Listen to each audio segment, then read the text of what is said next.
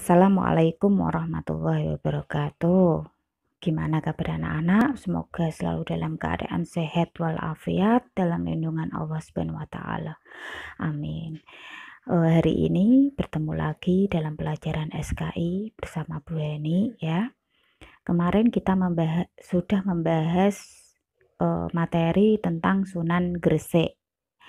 Ada sedikit ralat ya, karena ternyata di situ banyak menuliskan nama asli Sunan Gresik adalah Maulana Maktum Ibrahim. Yang benar adalah Maulana Malik Ibrahim. Kalian bisa mengganti catatan kalian jika masih salah, ya.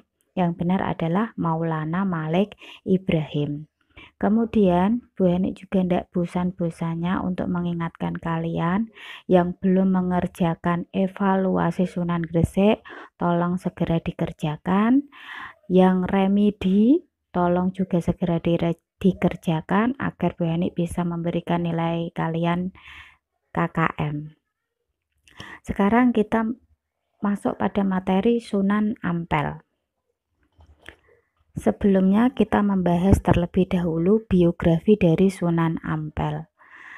Nama asli dari Sunan Ampel adalah Ali Rahmatullah ya. Ali Rahmatullah atau lebih dikenal dengan Raden Rahmat. Ini ayahnya, terdapat dua versi ya. Kalian tidak usah bingung. Namanya sejarah itu ada beberapa versi ya. Kita hanya perlu untuk mengetahuinya saja karena banyak sekali sumber-sumbernya. Ada yang menyebutkan bahwa ayahnya ini bernama Ibrahim Asmarokondi. Ini makamnya terdapat di Tuban. Kemudian ada yang sumber lain mengatakan ayahnya ini adalah Maulana Malik Ibrahim atau Sunan Gresik ya. Sedangkan ibunya ini adalah Dewi Candrawulan. Dewi Candrawulan ini adalah putri dari Raja Campa. Dewi Candrawulan mempunyai adik yang bernama Dewi Dwarawati. Nah, Dewi Dwarawati ini adalah istri dari Raja Majapahit, yaitu Raja Brawijaya. Berarti Sunan Ampel adalah cucu dari Raja Campa. Ini kenapa kok adiknya ibunya disebutkan? Karena ada hubungannya.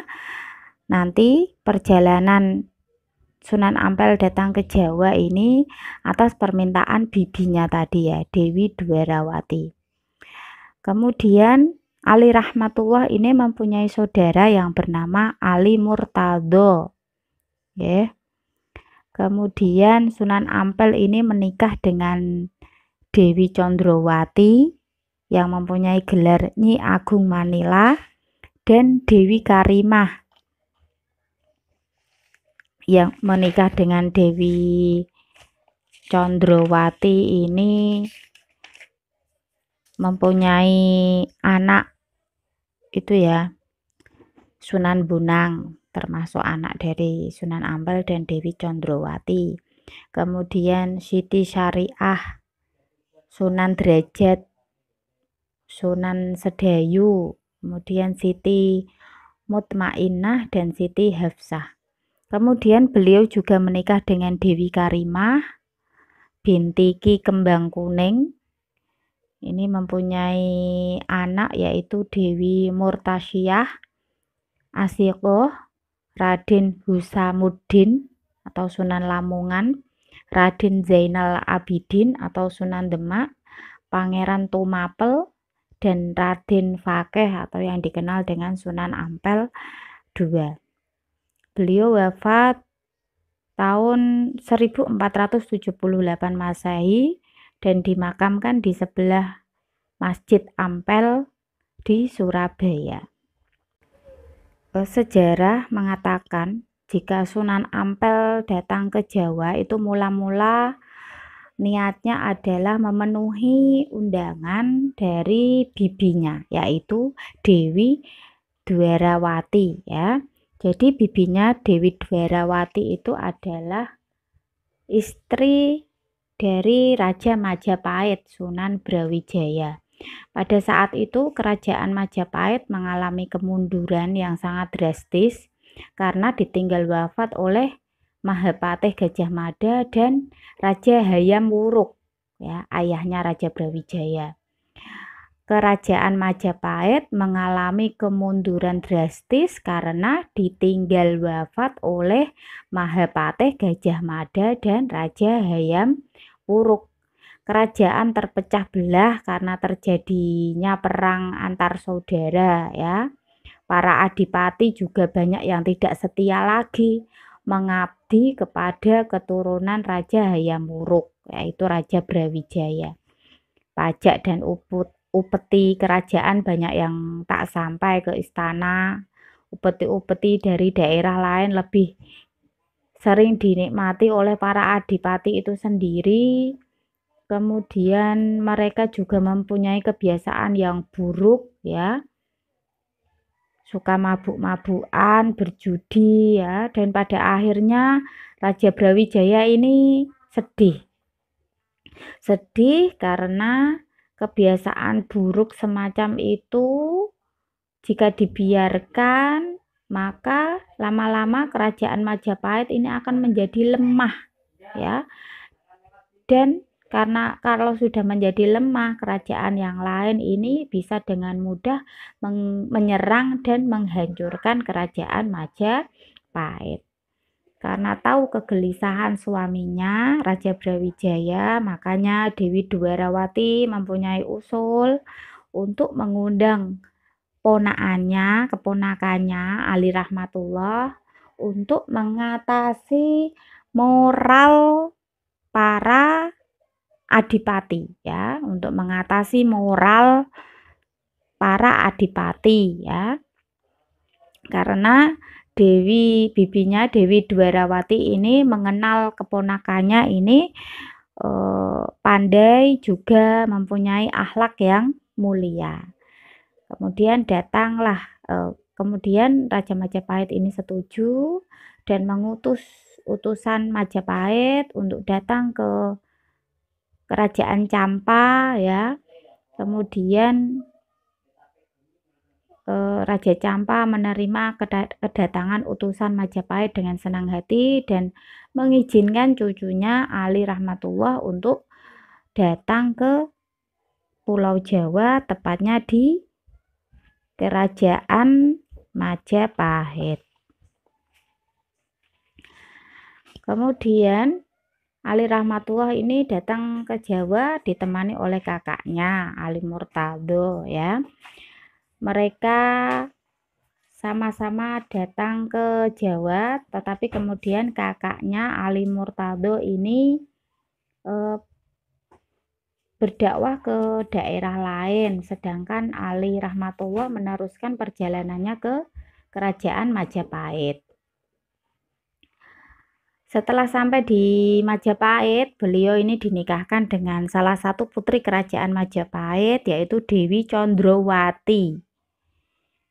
Karena menikah dengan putri kerajaan, beliau diberi gelar Rahadian atau tuanku, ya, yang disingkat dengan Raden. Makanya Ali Rahmatullah ini mempunyai nama lain Raden Rahmat karena menikah dengan salah satu putri Kerajaan Majapahit. Kemudian setelah menikah, beliau ini diberi tanah oleh Raja Brawijaya di daerah Ampel di Surabaya sebagai tempat tinggal dan sebagai tempat didikan nanti untuk para adipati dan para pemuda dari Kerajaan Majapahit yang akan dididik oleh Raden Rahmat. Dan setelah Raden Rahmat mendidik para bangsawan, para adipati dan pemuda Majapahit, Raja Brawijaya ini sangat senang atas hasil didikan dari Raden Rahmat. Dan setelah ditanya, itu didikan apa? Raden Rahmat menjawab, jika itu adalah agama Islam, ya. Ada beberapa yang dididik itu kemudian masuk Islam, ada yang tetap beragama Hindu. Tidak masalah buat Raden Rahmat, karena kita sebagai manusia harus saling menghormati. Walaupun Raden Brawijaya mengetahui kalau didikannya itu adalah didikan agama Islam, beliau tidak marah. Walaupun beliau belum menganut agama Islam, tetapi beliau memberikan kebebasan Raden Rahmat untuk berdakwah di Surabaya. Sebelum perjalanan menuju Ampel, menuju tanah yang diberikan tadi ya, beliau ini membuat kerajinan kipas yang terbuat dari akar yang dianyam bersama rotan. Kemudian di dalam perjalanan beliau membagikan secara gratis kepada masyarakat, ya. Tetap masyarakat hanya diminta untuk menukarnya dengan syahadat asyhadu alla ilaha illallah wa asyhadu anna muhammadar rasulullah. Akhirnya banyak yang suka, kemudian mendatangi Raden Rahmat di Ampel nantinya, ya. Setelah mendatangi, beliau baru mengenalkan ajaran agama Islam. Ini adalah cara dakwah Sunan Ampel. Cara yang lain, ya, Raden Rahmat ini membuat apa itu namanya, semacam pendidikan, ya, yang isinya adalah para pejabat kerajaan dan pemuda dari kerajaan Majapahit, ya. Ini dikumpulkan di Ampel. Walaupun mereka beragama Hindu dan Buddha, namun Sunan Ampel ini tidak mempermasalahkannya. Sedikit demi sedikit beliau mengajarkan tentang persamaan hak dan kewajiban dalam kehidupan umat manusia, ya. Kemudian para pengikut beliau juga sangat patuh, ya. Untuk itu orang mulai menjadikan Raden Rahmat sebagai sosok yang dimuliakan karena sifat-sifatnya itu, sikap-sikapnya yang sangat bijaksana, ya, akhlaknya baik. Kemudian mereka ini menyebut Raden Rahmat dengan Susuhunan Ampel atau yang dimuliakan di Ampel. Susuhunan kemudian disingkat menjadi Sunan. Itu ya, mengajarkan persamaan hak dan kewajiban dalam kehidupan manusia.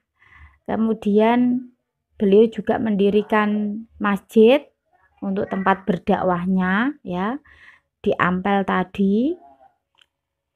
Beliau tidak hanya mendidik para pejabat dan para pemudanya, tetapi membebaskan masyarakat yang pada waktu itu tertarik pada ajaran beliau untuk datang mendengarkan didikan beliau. Dengan begitu banyak yang terpengaruh untuk masuk Islam. Beliau mendirikan masjid untuk tempat dakwah. Masjidnya ini bernama Masjid Rahmat Kembang Kuning, ya. Dan pesantren ini dulunya itu menjadi sentra pendidikan agama Islam yang sangat berpengaruh di manca negara, ya, di dunia. Kemudian untuk menghadapi orang-orang yang masih percaya dengan masih percaya dengan keyakinannya yang lama, beliau ini tidak langsung melarang, ya, tetapi beliau memberi pengertian sedikit demi sedikit tentang pentingnya akidah dan tauhid. Sikap egaliter juga selalu dipraktikkan dan diajarkan oleh beliau, yaitu tidak membeda-bedakan antara pejabat, nelayan, petani, kalangan atas, bawah, dan orang-orang yang beragama Islam maupun non-Muslim, ya. Jadi jika kita mendidik anak atau mendidik orang lain itu tidak hanya dengan kata-kata tetapi juga dengan prakteknya. Maksudnya kita sendiri harus bisa mencerminkan sikap-sikap yang kita ajarkan. Kemudian beliau juga menciptakan huruf pegon. Huruf pegon itu apa? Huruf Arab yang berbahasa Jawa ya, huruf Arab yang berbahasa Jawa. Jika tidak berbahasa Jawa namanya bukan huruf pegon. Ini tujuannya apa? Agar lebih memudahkan menyampaikan ajaran-ajaran Islam kepada muridnya. Jadi mereka dulu tidak tahu nulis-menulis ya, mereka diajarkan dengan tulisan Arab. Kemudian karena mereka berbahasa Jawa, makanya tulisannya Arab berbahasa Jawa. Itulah cara-cara dakwah dari Sunan Ampel. Kemudian ajaran Sunan Ampel yang terkenal sampai saat ini yaitu falsafah moh limo. Yang pertama ada moh main, artinya itu tidak mau berjudi ya, tidak mau berjudi. Kemudian moh ngumbe, artinya tidak mau meminum minuman arak atau yang bermabuk-mabukan. Kemudian moh maling, tidak mau mencuri atau mengambil hak milik orang lain dengan jalan yang haram. Kemudian moh madat ini tidak mau menghisap candu, ganja, dan lain-lain yang dapat merusak diri sendiri atau pikiran ya. Kemudian moh madon, ini artinya tidak mau bermain perempuan yang bukan istrinya atau tidak berzina. Hal itu yang diterapkan oleh Sunan Ampel kepada para santri, pada muridnya, pada didikannya ya. Dan terbukti ini dapat menjadikan mereka berakhlak lebih baik. Kemudian Sunan Ampel ini diangkat menjadi Wali Songo pada usia 40 tahun. Ya, kemudian setelah Maulana Malik Ibrahim wafat, beliau ini juga diangkat sebagai pimpinan Wali Songo atau sebagai mufti, pemimpin agama Islam se-Jawa. Para wali yang lain tunduk dan patuh kepada keputusan Sunan Ampel ya. Ini banyak sekali hal-hal yang dilakukan oleh Sunan Ampel. Beliau ini juga sangat cerdas dan banyak ilmunya. Beliau ini juga sosok yang berbudi pekerti luhur, kuat, tangkas, dan empati terhadap berbagai permasalahan ya.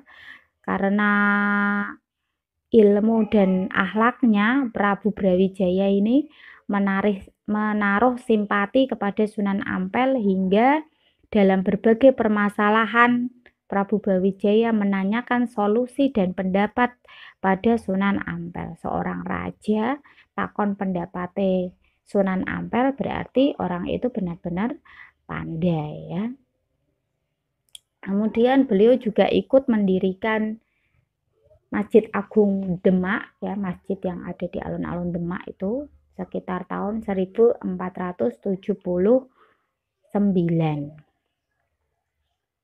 Beliau dimakamkan di mana tadi? Di masjid ya, masjid dari dekat masjid dari Sunan Ampel. Ini cukup sekian materi untuk Sunan Ampel. Semoga ada manfaat dan barokah ilmu buat kalian. Mohon maaf apabila ada kesalahan. Wassalamualaikum warahmatullahi wabarakatuh.